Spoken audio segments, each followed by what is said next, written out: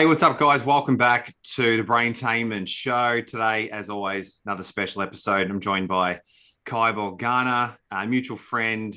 I got to give a shout out to Joshy for connecting us. Really excited for this chat, brother. We're just chatting off air about all things in the men's space, a little bit of shadow work, and pending time. We'll see how much we can get through today, but I really appreciate you carving out the time to share with me, mate, and the audience, and share some of the work that you're up to. I think it'd be really useful for a lot of people that do tune in.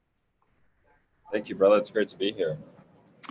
So, mate, you're a coach, you're a teacher, facilitator, doing some amazing work, like I said, in a few different spaces. But just for now, just want to continue the chat we're having off air. I think it'd be really cool for people to kind of tune into around the men's space. And I think it's really important for men and women alike, whether it's being able to translate that information and use it for your partner or your family, if you are a woman. But of course, if you are a guy, this stuff can be super powerful. And I was just sharing with you before that this is something that over the last couple of years, I've looked into. I come from a background, playing footy and love being around mates and camaraderie and things of that nature. But to a large extent, it was very surface level and, it was amazing and it served a purpose. But as you get a bit older, you start to realize that hey, maybe my values are shifting. Maybe, there's not as deep a connection as I'm craving, and it just becomes this rabbit hole that you can you go down. And for me anyway, to start to recognize that there's some stuff missing. And so that idea of the men's space, which sounds abstract,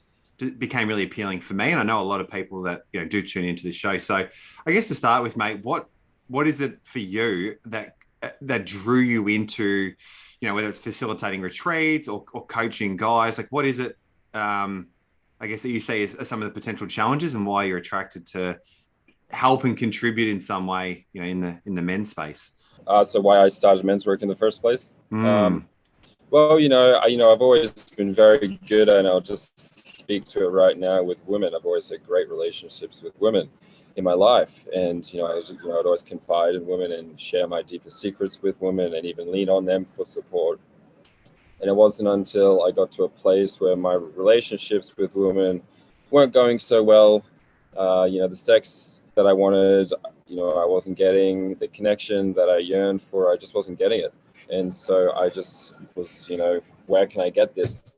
And then men's work came into my life and really filled that space. And, it just all clicked for me. It just went ching, click, click, click. And I thought, wow, this is, and since has been for the past 6-7 years, a huge part of my life, for that authentic connection and the clarity and support, and also the work that we do together as men. You can't really get that with women. It's not quite the same. So. Did you find that because I reckon that starting point is a similar story for most guys, where it's something's missing, whether it's the connection, the chemistry, whether it's emotional, sexual, whatever it is in a relationship, or it could just be, maybe just at a chapter of our journey where we're just feeling a bit lost and we're kind of looking for just a different approach, and there's different modalities and stuff like that. But often we just don't know what we don't know. So is that something that you find now that you work with guys, that they're kind of coming to you or they're coming into a retreat or whatever it is, and they're like, fuck, listen, I don't know what the answers are, but something's missing. I don't feel fulfilled. I don't feel kind of like I'm leaning into my true, whether you want to say authentic or natural kind of masculine energy, something's just askew and missing. Is that something that you find is sort of a common thread where they're like, I don't know what it is, but something's not right?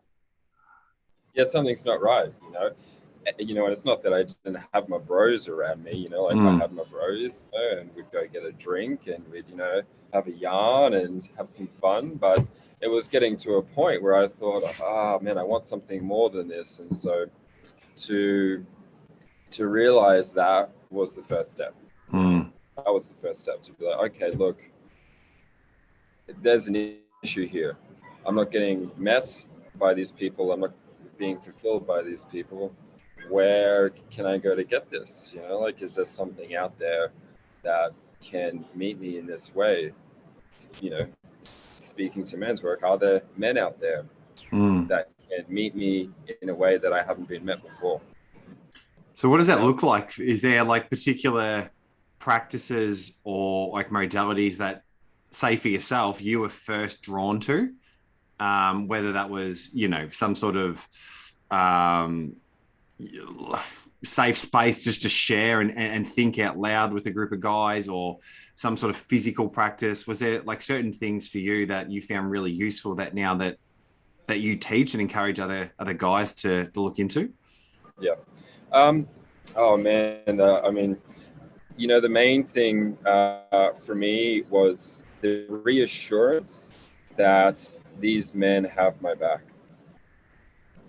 So it was, a feeling that I would go through my week, like I go through my life, and if something was to come up, something was to happen, I know that these men would have my back. Because we meet every week, we're all in it together. We put a bit of cash on the line, we put some energy in, and so it's like, okay, we're in this together. What does that mean? How can we call on each other when we need each other for support, rather than isolating into, porn, like addictions to drugs and things like that. When we're in that space and we're breaking down, or something, like something's not happening the way we want it to happen, where do you get that support from? What are you gonna do, right? And so it often be that for me, and even as a leader, as a facilitator, that still to me is one of the founding reasons of why I do men's work. Is I call on my brothers when I need some support, when I need feedback on something. So it has this element of therapy, but it's not a therapy group. It has a therapeutic aspect to it. That's really interesting. And I suppose to some extent, it's like, it's helping meet that need for really all humans for like love and connection on some level, right? And it's unfortunate that, in today's world, it's easy that gets missed, or it's very surface level, and it goes back to that idea of like something's missing, you can't quite describe it. So it's like being able to feel safe, and there'd be a lot of guys, I imagine, that have a ton of mates on paper, or a ton of people around them that maybe just don't feel super safe being able to show up and be completely vulnerable, which sometimes my fear is that sort of language gets kind of ethereal and almost weak. But I don't know about you, mate, but I know a lot of the guys that I talk to share that, when you really lean into that vulnerability and you kind of own it, and there's like this like healthy support network, healthy, connection and what have you. It's like, it's actually really powerful and can be really strengthening. Have you found that to be the case? And oh man, there's so much power in vulnerability. Yeah. Oh, really is, and there is a part where you're afraid to be vulnerable, and you kind of have to work through that, the fear of times in your life where you've been betrayed by men, and so your trust, you like, how much can we trust each other to, for a second, just put the sword down, take the armor off, just put the shield down, to be like, oh man, like this is me. And I'm, I know I'm not pretty, I've got my shit, I've got my faults, I've got my shortcomings, but hey, this is me. And we can love on that man, we can support that man and have compassion and really have empathy as well, because, we as men, we have empathy towards each other because we are the same gender. It's really powerful to realize that. But with women, with men and women, it's more of a sympathy. Like we sympathize with each other, but she's in a completely different body, having, all kinds of different, hormones and things. And so the empathy part is, very, very strong in men's work. Feel like, oh, wow, I'm not alone. Yeah, that's huge. And I reckon there's like often similar, it might manifest differently in our lives, but the underlying problems or challenges, whatever language you want to use, are pretty similar often. And, I imagine there'd be a bunch of guys that are at first quite hesitant to step into that level of vulnerability, particularly if it's new, but then being able to do that and recognize like, fuck, like these, people around me are living, albeit differently, sort of manifesting in the, in the real world, but they're experiencing what I'm experiencing. And then it helps erode that sense of loneliness, right? When you feel like, fuck, these guys, or these people, this group, this community, they get it. And I'm not judged, even though I might judge myself. And that's a whole other can of worms we could unpack, right? This like self-judgment piece, but that community to be able to, feel safe in and feel heard is, super, super powerful. How do you go about like actually working with that guy then that comes to you, or that you might just come across, in conversation, and they're kind of curious, like they want to move through these blocks, right? These physical, emotional, mental blocks, but they're fucking petrified of, dropping the armor, like you mentioned. Like, how do you first, what are the first few steps to start, that process? What I always tell men is, the first step is to show up. Just show up, just get your body there, just physically show up and sit in a circle of men and just be there. And I'm often sharing with the men is that, purely straight from the heart, this is a shameless space. There's no judgment here. There's no shame in the space, and just continuing to remind each other that we're not judging each other here. There's no shame here. And often if a man, he has that energy, well, then the other men are going to feel that and they're going to call him out on it as well and fire for that. So, it's not like a group where we're, just being vulnerable and, like getting in touch with our feelings. That's a huge part of it. That's a huge pillar. But it's also the fire and the feedback that really can get men excited, because they're like, oh man, that feels good. Yeah, like I feel challenged in that. So it's, it's a double-edged sword where some men are very in touch with their feelings. So we'd say they're quite in touch with their magician or their lover archetype. And 9 times out of 10, men who do come into men's work have strong magician and strong lover energy. And that's why they come, because they're open and they're sensitive and they're intuitive and they're able to hold space for other people. They're able to, empathize, which is the lover. They're able to, like articulate, and speak clearly, a strong magician energy. I want to talk about that shame piece. I'm glad you mentioned that. It's arguably one of the heaviest sort of vibration emotions that anyone can carry. And to a large extent, everyone is carrying some level of guilt and shame, and it can be really, really heavy.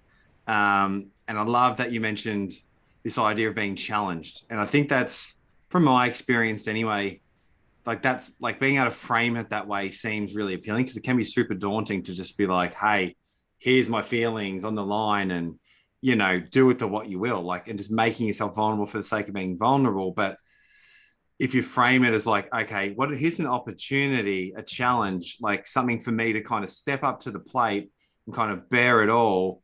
And then, like you were just saying, it's like this energy. It's not just about airing dirty laundry necessarily. It's about feeling safe and loved and connected, yes, but then also like, oh, I'm no longer wearing this mask unnecessarily. Like there's something kind of viscerally empowering about that. Is that kind of what you're alluding to when you're talking about like, just, it's like that energy that can come from,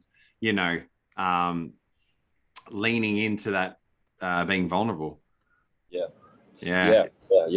for sure, man, for sure. Because, we're not wasting each other's time here.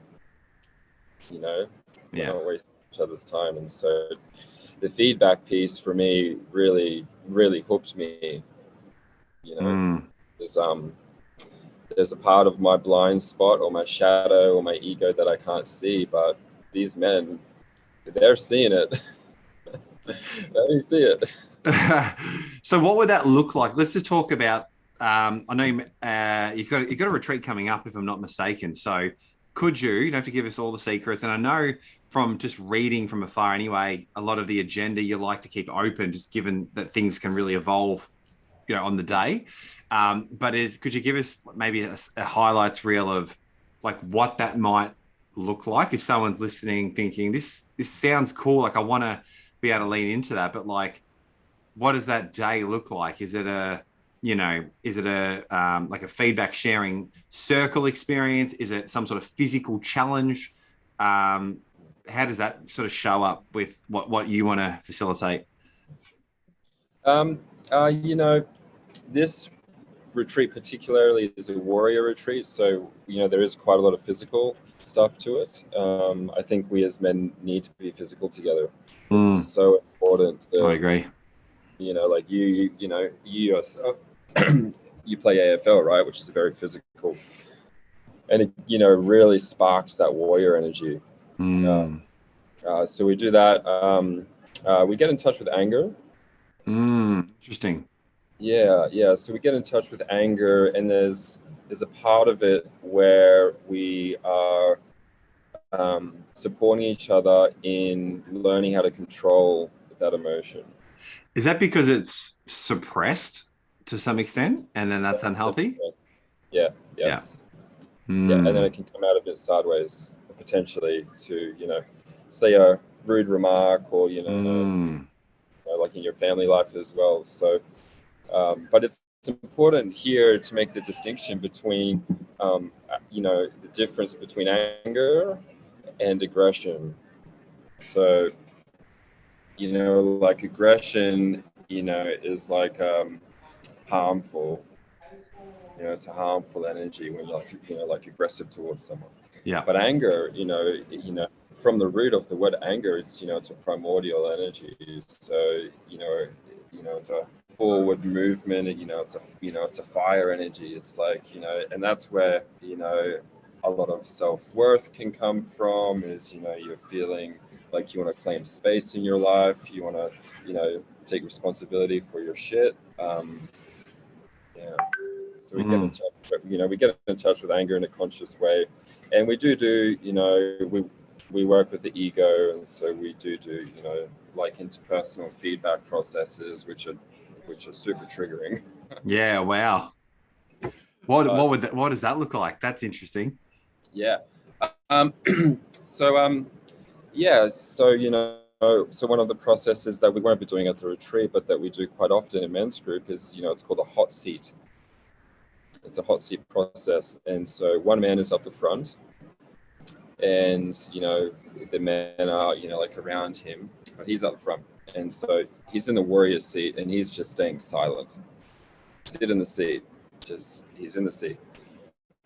And there's 2 prompts for this. And so, and it's important to be mindful that these men know this guy, because they've been meeting every week for 6 months, and it takes time for men to relax and feel comfortable and trust, like it takes months. It takes months. But at that point, we're able to really garner some material to throw at this guy. And so there's 2 prompts. The one is, I do not see you as a warrior because boom, boom, boom, boom. I do not see you as a warrior because you haven't shaved your beard today. I do not see you as a warrior because you were late at group last week. I do not see you as a warrior because you're messing around with women and you're lost. I do not see you as a warrior because you haven't given up smoking. I do not see you as a warrior because I can't feel your heart. Right? So that's just some examples. And then we flip it to the positive side, which is, I see you as a warrior because you're fucking showing up. I see you as a warrior because I feel safe with you. I feel like I can trust you. I see you as a warrior because I know you have my back on the battlefield. I see you as a warrior. Yeah. And so for those guys, like, what's the feeling that comes off the back of that? Is it like, is it to help strip away the ego? Is it to like encourage like radical candor and sort of be authentic and not bullshit and not put masks? Like what's like the byproduct that you're hoping that everyone involved in that experience will walk away with? Yeah, man, great question. I love that question. And for me, it really is summed up quite easily is that you get to experience your whole self. So you're integrated Yep. as a whole human being, with all your beautiful gifts and your light per se, but also your shadow as well. Interesting. That's touching on something that like I find wildly fascinating and something that for me personally I've wrestled with over the years. And it's like this idea of it's dangerous to have all or nothing thinking, right? And so I could have one day where I feel really embodied, I feel present, I feel fucking on. Like I feel aligned and all the good stuff in between, right? And then the next day I could feel fragile and weak and all these limiting beliefs and old thoughts and patterns come up. And it's like, oh, nah, I'm not that strong, fucking empowered man. Like that's like I'm actually this weak, fragile sort of person.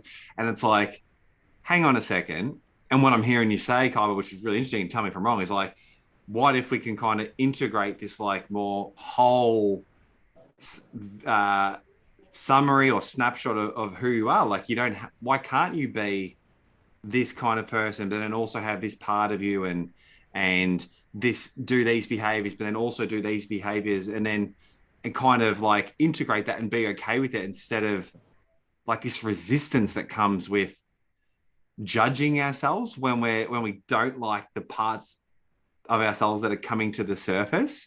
Does that make sense? And that's something that, yeah, it's caused a lot of angst for me personally. I've done a little bit of coaching. I work with a few clients one-on-one, and some of the stuff that comes up is that like that all or nothing. As soon as something comes up that's remotely uncomfortable, it's like fuck.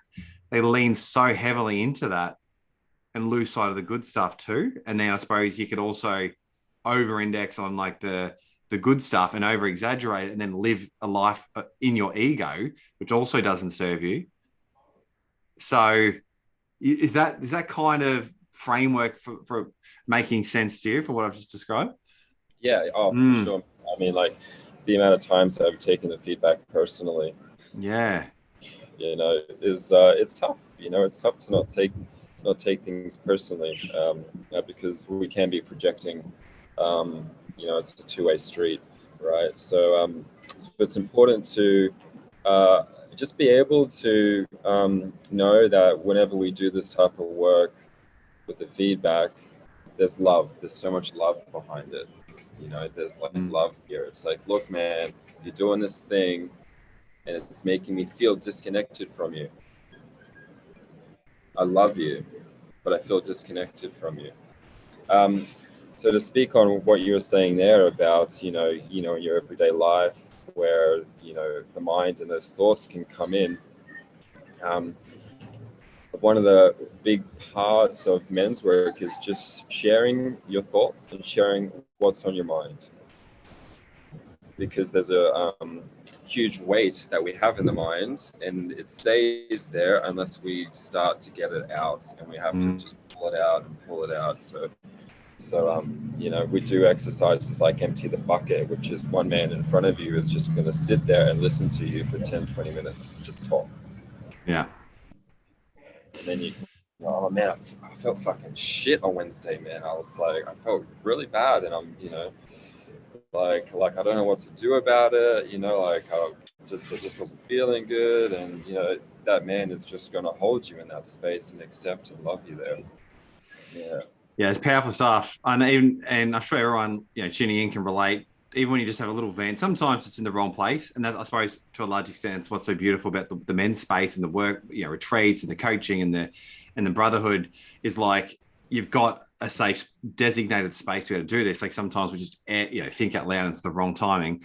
But when we do, like it's often cathartic and it's like, fuck, I just needed to. And then sometimes you can dial it back in and it's like, it's just about almost, like you alluded to, expressing that and clearing the mind, allowing more like mental bandwidth just to kind of to be able to, feel more love and feel more connected. It's like it's these amazing things we're talking about. It's pretty hard to experience that when you're just clouded by self-judgment or judgment of others or frustrations or anger and you know so that's really interesting to like and it's cool to look at the different modalities as well. So like being able to like the hot seat experience you mentioned sounds super interesting, but then also to be able to do physical challenges as well and kind of express that through the body.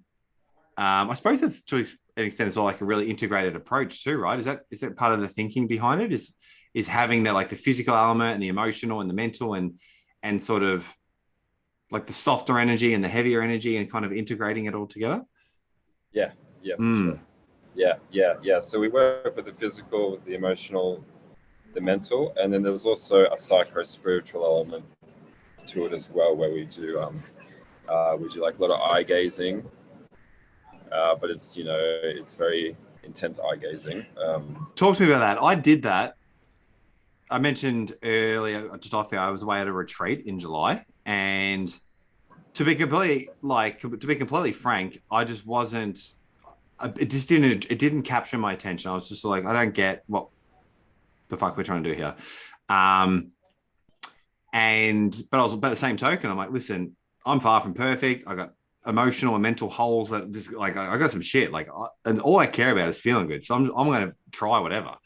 And so I was able to do this experience with a few people, and yeah, it was interesting. Like even just to be able to sit in that space and like embrace the discomfort, even that alone. And I'm sure there's probably more to it, and other benefit and what have you. And I'll get your thoughts because I find it interesting. But like even just be able to sit in the discomfort and be like, okay, like I'm just here with this person, and funnily enough, I remember there was one like we did like a little group exchange, and there was one person I still remember.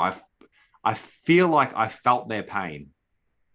And it's funny, like a year or two ago, I would have thought that was just such an ethereal, weird thing to suggest. But it's like having gone through that experience, I was like, I could like see and feel their like angst and anxieties and depressions and pain in their eyes.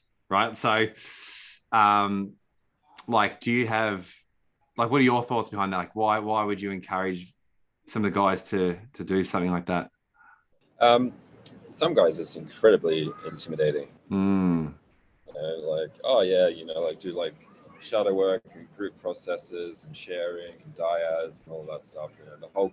But as soon as so we call it the samurai stare, and that's the name for it. And so you're looking at the man's left eye. So you're looking left eye to left eye, which is feminine side. So it's more receptive.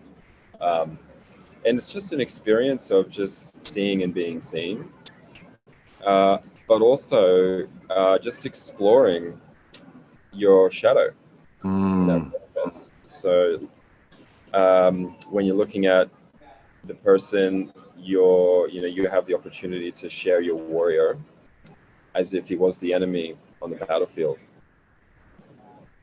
So really, really just bringing your energy and just bringing your fire and bringing, look, man, don't mess with me. Yeah, wow. Mess with me. And so there's that side, and then like obviously the polar opposite to that is the empathy, which is what you speak of, the empathy, and just to really open your heart to this person and just feel them and just empathize with them.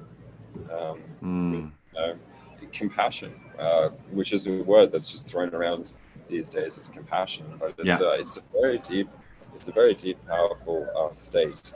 Yeah, I think it's one thing to kind of know what something means on a cognitive level, but then to really like embrace it physically on a visceral level is a whole other thing. I'm going to link the retreat and sort of some notes about where people can connect with you in the show notes. So guys, if you're tuning in, you want to learn more, check out the work Kybor's doing. He's based up in Queensland, but I'm sure you can reach out if you've got any questions. Before we go though, I want to just, you touched on shadow work, and that's something that I've, personally come across in the last few months, but admittedly, I'm still pretty ignorant as to what it means and what to do with that information. Could you share a bit on like what you mean by that and how that work might be useful for someone to, sort of improve their life or feel better, or just kind of, have some sort of benefit to it. Yeah, I mean, well, certainly in the process of it, it doesn't feel good. Yeah, a lot of the good stuff doesn't. So if you're listening, don't be hoping that you're going to go in and have a great, pleasurable, fun experience. But the recurring benefits of doing, like interpersonal shadow work, and when I say interpersonal, that's when you're doing it with other people, and you're getting that reflection and that feedback from other people, is well, it's changed my life. It's because of all my, my wounding and my childhood and everything I've repressed, everything I've, with my father and everything there. I switched off, a huge part of my psyche, a huge part of me. And so when I started to do shadow work, which was 8 years ago now, I began to let some of that up and, get in touch with that energy, but let other people call me out on, where I wasn't showing up. And it's hard, like it's work, it's hard work, and so many different types of shadow work. There's, sexual shadow work, there's like catharsis, there's, there's mental shadow work as well, which is working with the ego. And that's what I really love, because that helps me sleep well at night. Is to understand who I am and what I am as a human, and to just accept and love myself.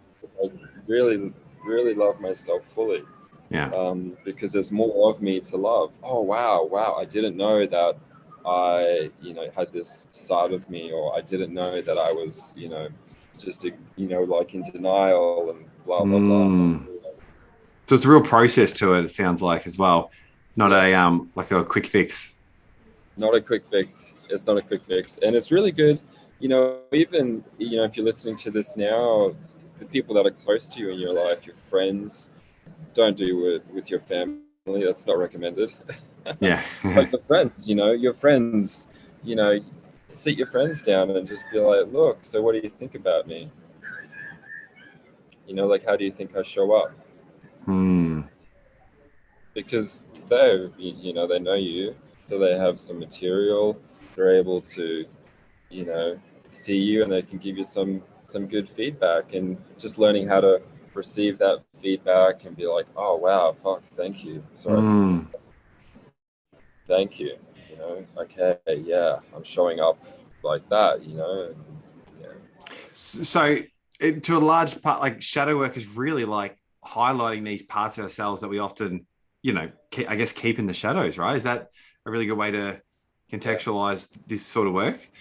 Yeah, for sure, man. Yeah, and you mentioned a few times the masks that we wear as well. So we call them ego traits, or like ego features, where we have different traits of the ego that we wear, and and once again, to do this, to really, in my perspective, to really do shadow work, you need to do it with community. Interesting, yeah. You need to do it with community, because running up onto the mountains and meditating your life away, I think those days are gone. They're gone, and we've moved into a different time in the state of the evolution of where we're at. We're doing business together, and you need to have a defined ego, but the shadow side of that is where you just become very attached to your identity, and that's all that you are. And there's so much other, because like in a lot of ways, shadow work is like acting. Yeah. Community is everything. It's, I would say, my highest value personally, not just for a lot of people, and it just really just amplifies anything we're trying to do to grow personally. When you are with other humans, we're wired for it. One more for you, Kybor, before I let you go, and it's, admittedly, it's probably a can of worms we could talk about for hours on end, but let's say we start going down that path and we're trying to integrate our shadow, and we're going and we're, I guess, uncovering things that maybe some stuff we kind of knew, we know a little bit on a conscious level, but mostly subconscious, and maybe some other stuff we've just put away deep in the shadows, and it comes to the surface. And as we start to draw a light on that stuff, the idea is to, of course, integrate it. But I guess where I think a lot of people may not struggle, but when they're trying to reconcile what to do with that information and the stuff that comes up, is that about noticing something that perhaps is not serving you and trying to dissemble it and remove that part from your life. So it's right. And so it's no longer a habit or part of you, or is it about simply, okay, that's part of who I am. Yeah. Like it or not, I need to learn to love that. That's it. There you go. Yeah, that's it, man. Wow. Yeah, that's it, man. Yeah, and so for me, from what I've learned from my teachers, there's a big difference between self-improvement and self-acceptance. Whoa, that's the truth. Yeah, big difference there. And have no qualms about self-improvement. I respect and I love that, and it's great work. But I'm on the self-acceptance side. Yeah, so to love that, love all that dirty, yucky stuff, and that saying, the branches of the tree can't reach to heaven unless the roots reach down to hell. Yeah, powerful. Mate, thank you so much for the time today. Like I sort of joked earlier, but we could probably talk for hours. But I'll leave it there. I'll let you go. Guys tuning in, if you want to learn more, I'll put all the stuff in the show notes. Really encourage anyone to look into the shadow work. Guys, of course, we've spoken about community and the importance of how much of an impact that can have. So being able to connect with a group of guys in a safe space, explore the different retreat options is just super powerful. And, I've experienced a couple myself over the years to different extents with different modalities and, different groups of people. And it's wildly powerful. So, definitely encourage you guys to check it out. And Kybor, mate, you enjoy the rest of your day. Appreciate it once again. Great chat. Can I just plug one little thing in here? Please do. Because you're in Melbourne, we have a squad in Ballarat, which I think is close to Melbourne, or I'm not sure. It's in the state. It's in the state. Yeah. So we have a squad there, which is meeting, I think, on a Monday. But if you want that information, just go to samuraibrotherhood.com and you can just apply through the website, and you'll be funneled to the Australian division.